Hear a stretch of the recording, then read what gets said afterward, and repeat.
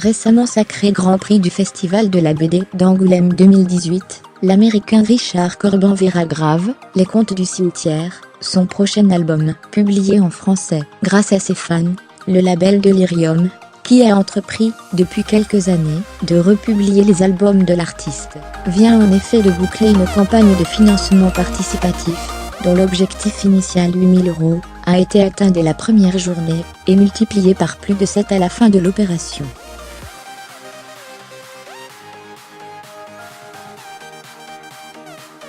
Un sacre qui, financièrement, ne rapporte rien bon, c'est cool, mais nous, on s'imaginait naïvement que Corben ayant été couronné par le plus célèbre événement BD du monde, il était devenu bancable, et qu'on se battrait pour financer ses albums.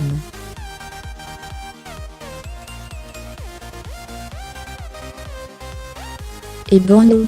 Je n'ai pas vu mon banquier sauter de joie à la nouvelle, mais je ne suis pas sûr qu'il soit lecteur de Richard Corben, rigole Laurent Lerner, fondateur et dirigeant du label Delirium.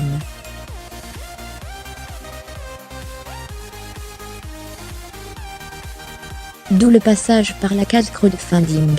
D'autant plus qu'il s'agissait ici d'assurer la publication d'une édition limitée, une autre, plus grand public, étant d'ores et déjà programmée pour la fin d'année. Ce sera en effet une édition sous coffret, avec des contenus exclusifs, et des certificats signés par Corben en personne, précise Laurent Lerner.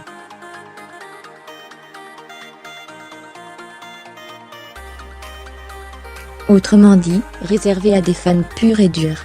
Grand Prix ou pas, Corben fera toujours du Corben, cela souligne un paradoxe bien connu des amateurs du 9e art. Ce n'est pas parce qu'un auteur de BD obtient un succès commercial ou reçoit un titre honorifique qu'il devient mainstream. Bon, il faut reconnaître que Corben n'a jamais été grand public. Auteur de genre, l'Américain s'est, dès ses débuts, dans les années 1970, spécialisé dans la science-fiction et le fantastique.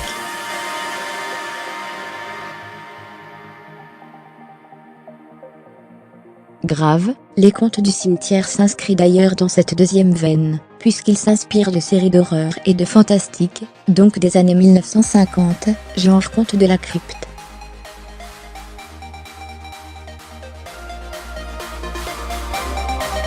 C'est tout le catalogue qui va en profiter bien sûr. Le succès de cette campagne est à relativiser au regard de celle d'autres auteurs de BD ayant fait appel au financement participatif. Malikia, par exemple, récolté 272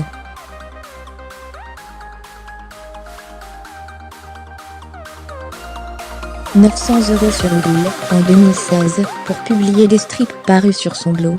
Laurel, elle, a reçu plus de 348 000 € pour son projet comme convenu, tome 2 en 2017.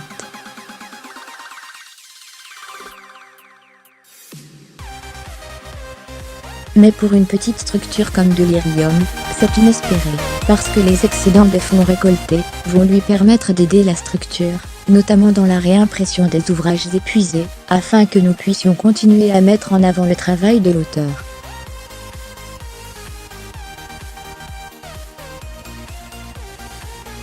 Fermez les guillemets. Quant au principal intéressé, il a, selon Laurent Lerner, totalement adhéré à cette opération inédite. Pour lui, il s'est prêté au jeu, puisqu'il a bien voulu signer une centaine de certificats, qui seront offerts à certains contributeurs.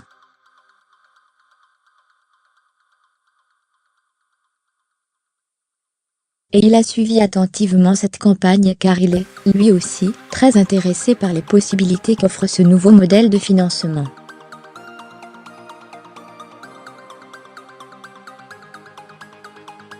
Fermez les guillemets.